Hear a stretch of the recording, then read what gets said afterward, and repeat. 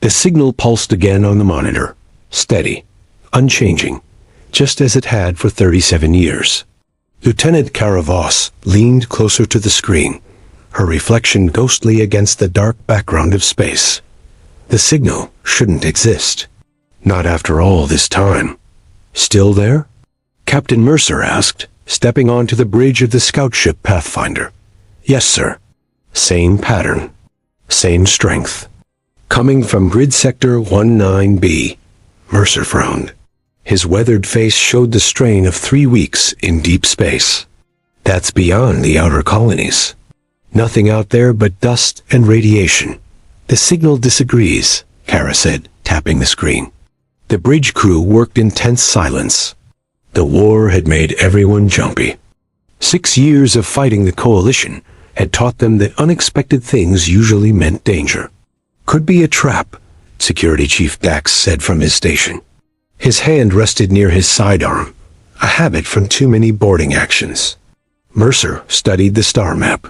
Coalition ships don't come out this far. Neither do ours. Except one, Kara said quietly. The Horizon's Edge. The name changed the air on the bridge. Everyone knew the story. A research vessel. A crew of 26. All vanished without explanation 37 years ago. That ship was declared lost with all hands, Mercer said. Then why is it still sending a signal? Kara asked. The captain made his decision quickly. Plot a course. We investigate. The Pathfinder changed direction, engines humming as they pushed toward the source. The small scout ship wasn't built for deep space missions. Every system strained against its limits. Warning lights flashed as they entered Sector 19B. Radiation levels climbed. The ship computer issued automated safety warnings. Shut that off, Mercer ordered. Anything on visual? Nothing yet, Kara said, adjusting the sensors. Wait, something at maximum range. The main screen showed a dark shape against the stars. As they drew closer, the outline became clear. A ship, larger than the Pathfinder. Its hull unmarked by weapons fire. That's it, Kara whispered. The Horizon's Edge. The lost ship hung in space, intact and seemingly undamaged. No lights showed in its windows. No movement disturbed its perfect stillness. Life signs? Mercer asked. None detected, Dax replied. But the ship has power. Minimal life support is running. That's impossible, Engineer Tran said from her station. No ship maintained systems for 37 years without maintenance. The signal grew stronger as they approached. It pulsed through their communication system, a simple pattern repeating endlessly. Bring us alongside, Mercer ordered. Prepare a boarding team. Kara checked her equipment. Pressure suit. Oxygen supply. Sidearm. The standard gear felt inadequate for what waited on that ship. The Pathfinder's docking system engaged with a metallic clunk. The airlock cycled, pressure equalizing between the two vessels. Remember, Mercer told the boarding team, we go in, find the source of the signal, and get out. No heroics. The airlock door to the Horizon's Edge slid open. Dark corridors stretched beyond. The air that rushed in carried a strange smell, like ozone and something else. Something wrong. Kara's helmet light cut through the darkness. The beam revealed empty hallways, abandoned workstations. A coffee cup still sitting on a console, its contents long dried to dust. The signal led them deeper into the ship. It grew louder in their cones with each step. This way, Kara said, following her scanner. They reached the bridge. Unlike the rest of the ship, lights still glowed here. Screens displayed information. And on the main console, a message flashed repeatedly. We found it. Heaven help us all.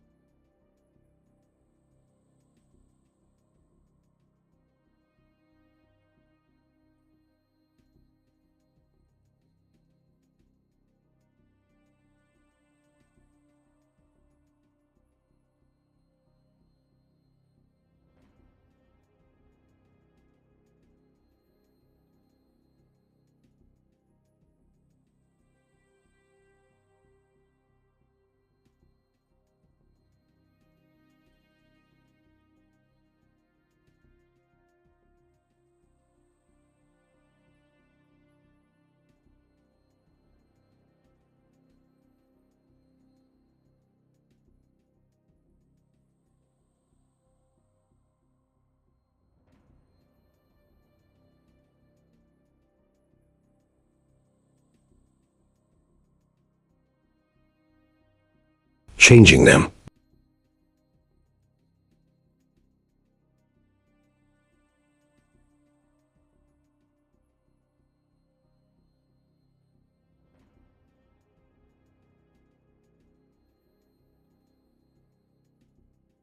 We found it, and now it's found us. Heaven help us all. The recording ended. The bridge fell silent, except for the soft beeping of the signal. We need to leave, Dax said, backing toward the exit. Now, a low hum started beneath their feet. The ship's engines were powering up.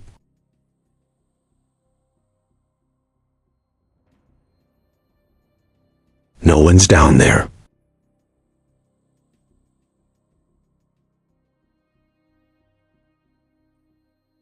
Only static answered. Pathfinder, respond. Mercer tried again. Kara moved to a viewport. Outside, the scout ship was drifting away, its docking clamps released. We're detached from Pathfinder. Who did that? Mercer demanded. They all knew. No one had done it. The ship had done it itself.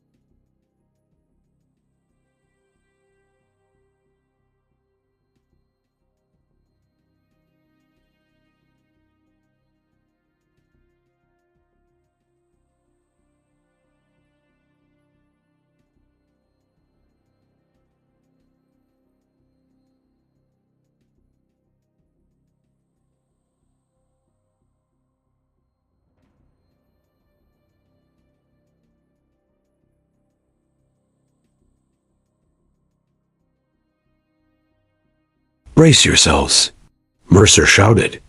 3, 2, 1.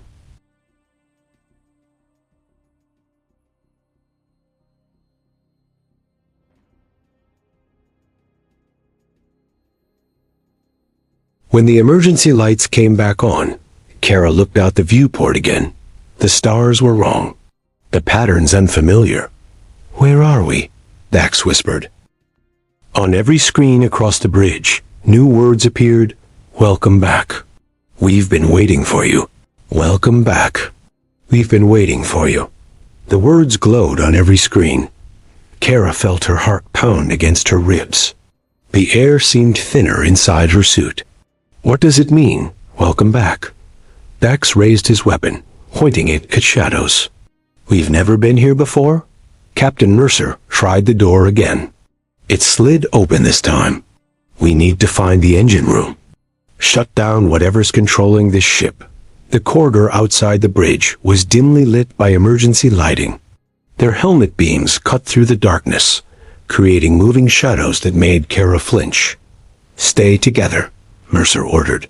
Tran, can you locate the engine room? Tran checked her scanner. 2 decks down. But I'm getting strange readings. The ship's internal layout doesn't match any standard research vessel design. They moved through the corridor, boots clanking against metal floors. Pipes ran along the ceiling, some leaking steam that hissed when it hit cold surfaces. Listen, Kara said, stopping suddenly. Footsteps, coming from somewhere ahead. Then silence. Someone else is on board, Dax whispered, his finger tightening on the trigger. Or something. Tran added. They reached a junction where 3 corridors met. The walls were covered with strange markings. Not writing, but complex mathematical equations scratched into the metal. The crew did this, Mercer said, running his gloved hand over the symbols. Look at the tool marks. Kara studied the equations. These describe spatial distortion, wormhole theory, but parts of it don't make sense. A loud bang echoed from the corridor to their right. Metal hitting metal. "This way," Mercer said, moving toward the sound. The corridor led to a large room. Not the engine room, but crew quarters. Personal items were scattered everywhere. Clothes, books, photos of families. A child's stuffed toy lay on the floor, its fabric worn from years of handling.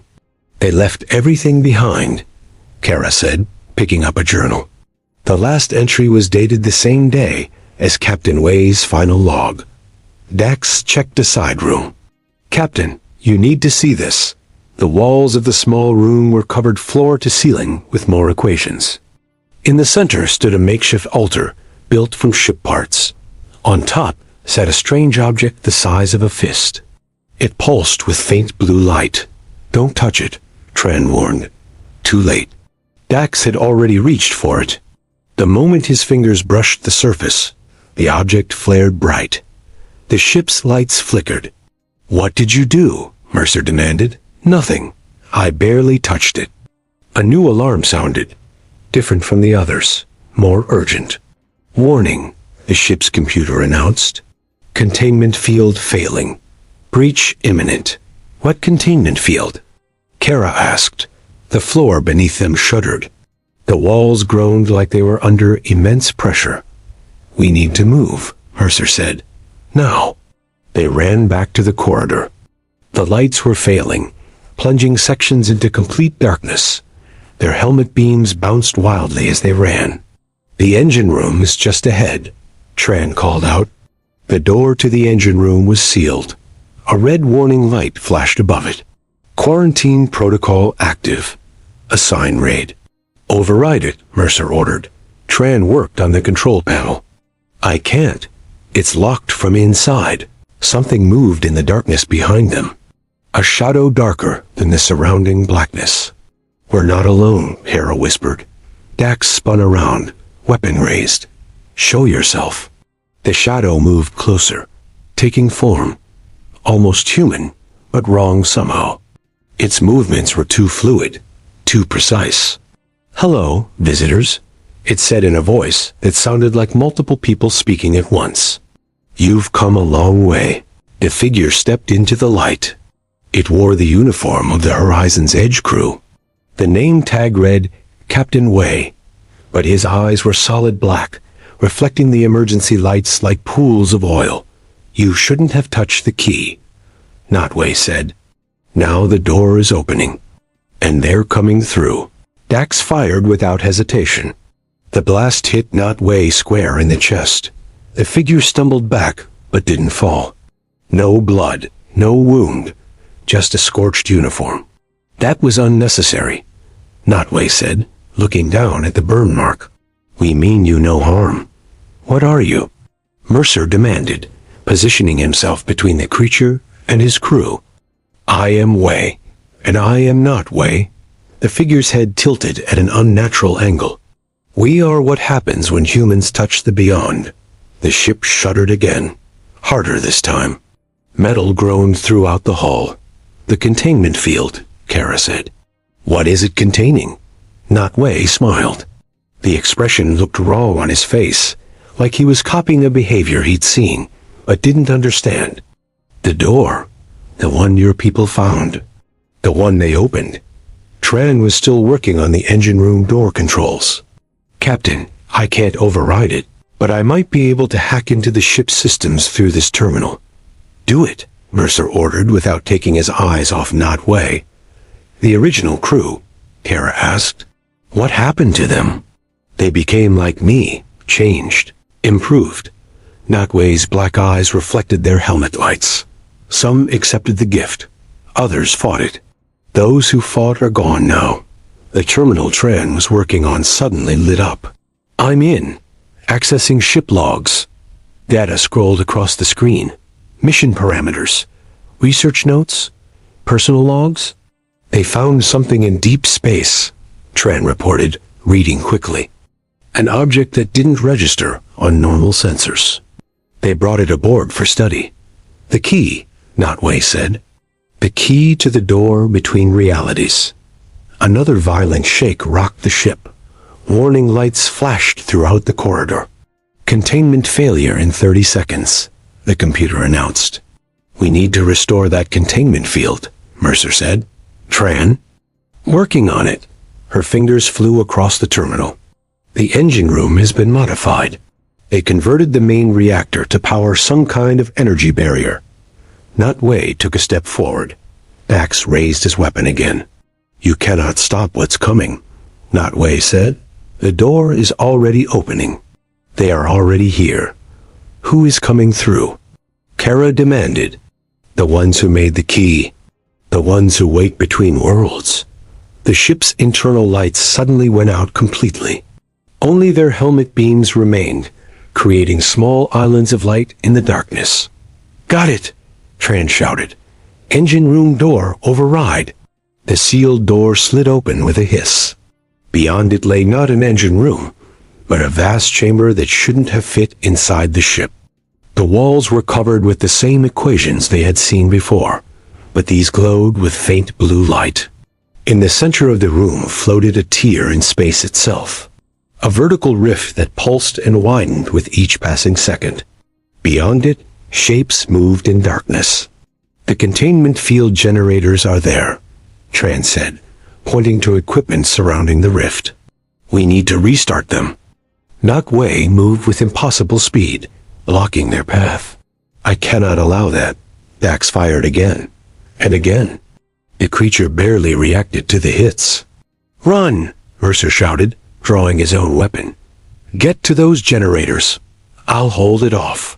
Kara, Tran, and Dax sprinted past as Mercer fired repeatedly at Nutway. The shots slowed the creature, but didn't stop it. They reached the generators. Tran immediately began working on the controls. It's damaged, she said. I need time to fix it. Time is something we don't have, Kara said, looking back at the rift. It was wider now, large enough for something to come through. And something was coming. A long, dark limb reached through the tier, feeling the air of their reality. Mercer, Kara shouted in warning. The captain turned just as more of the creature emerged from the rift. Nutway grabbed him from behind. Watch, Nutway said. Watch as your universe changes forever. The thing from the rift fully emerged. It had no definite shape, shifting and flowing like liquid shadow. It moved toward them with purpose. And it wasn't alone. More shapes gathered on the other side of the tier, waiting to come through. Mercer struggled against Nutway's grip. The shadow creature moved closer, its form rippling like oil on water. Keep working. Kara shouted to Tran. She grabbed a metal pipe from the floor and swung it at the shadow creature. It passed through without effect. Dax fired his weapon at the rift itself. The energy blasts disappeared into the darkness beyond. The containment field. Tran yelled over the alarms. I need to reverse the polarity. Cover me. The shadow creature reached Mercer. It touched his helmet with what might have been a limb. The glass began to crack. No. Kara ran toward the captain, but Nutway blocked her path. You cannot stop evolution, Nutway said. Your species will be improved. Mercer's helmet shattered. He gasped as the shadow substance flowed inside, covering his face. His body went rigid, then limp. Captain, Dax shouted, firing uselessly at the shadow. More creatures were emerging from the rift now. 3, 4. Each one moving with purpose toward the humans. Almost there. Tran called, her hands working frantically on the generator controls. Kara spotted something near the wall. A fuel line for the ship's thrusters. She ran to it and twisted the valve. Pressurized fuel sprayed across the room. Dax, shoot the fuel. He understood immediately. Aimed his weapon at the spreading puddle of fuel. Fired. The explosion rocked the chamber. Fire erupted between them and the shadow creatures. The flames didn't harm the entities, but they hesitated, unwilling to pass through. It's working, Tran shouted. The generators hummed to life. Blue energy crackled around the rift. Nutway released Mercer, who collapsed to the floor. The creature that had been Captain Wei moved toward the generators. "Stop her," it commanded the shadow beings. Kara reached Mercer. His eyes were open, but changing, darkness spreading across the whites. "Go," he whispered, his voice already different. "Stop them." She grabbed his sidearm and ran to help Tran. The shadow creatures were circling around the fire now, approaching from multiple directions. 10 seconds. Tran shouted, typing final commands. Notway reached for the control panel. Dax tackled him, both crashing to the floor. The shadow creatures converged on Dax. 5 seconds. Kara fired at the ceiling above the shadow creatures. Metal pipes burst, spraying coolant that temporarily disrupted their forms. Now, Tran slammed her hand on the activation switch. The generators pulsed. Blue energy shot toward the rift. The tier began to shrink. The shadow creatures moved faster now, desperate to escape back through the closing portal. Notway broke free from Dax and ran toward the rift. "This is not the end," Notway said. "We will find another way." The rift collapsed with a thunderous boom. A shockwave knocked them all to the floor. When Kara looked up, the shadow creatures were gone. Notway was gone. The rift was sealed. But Mercer still lay on the floor, his eyes now completely black. "Captain?" Kara approached cautiously. Mercer sat up slowly. His movements were wrong. Too smooth. Too precise. "The captain is here," he said in a voice that wasn't entirely his. "But I am here too." "What are you?" Tran asked, keeping her distance. "I am the warning," Mercer said. "I am what happens when worlds touch." He stood up, looking at each of them in turn. "They will try again. They have keys on many worlds, many ships, many crews." He pointed to the now empty space where the rift had been. "And next time, they will bring the pandemonium." Mercer's hand moved to his chest pocket. He pulled out a small device none of them had seen before. "What is that?" Dax asked, raising his weapon again. "Insurance," Mercer said. "The original crew knew they might fail. They prepared." He pressed a button on the device. Throughout the ship, lights changed from red to green. "Attention," the ship's computer announced. "Jump sequence initiated. Returning to origin coordinates."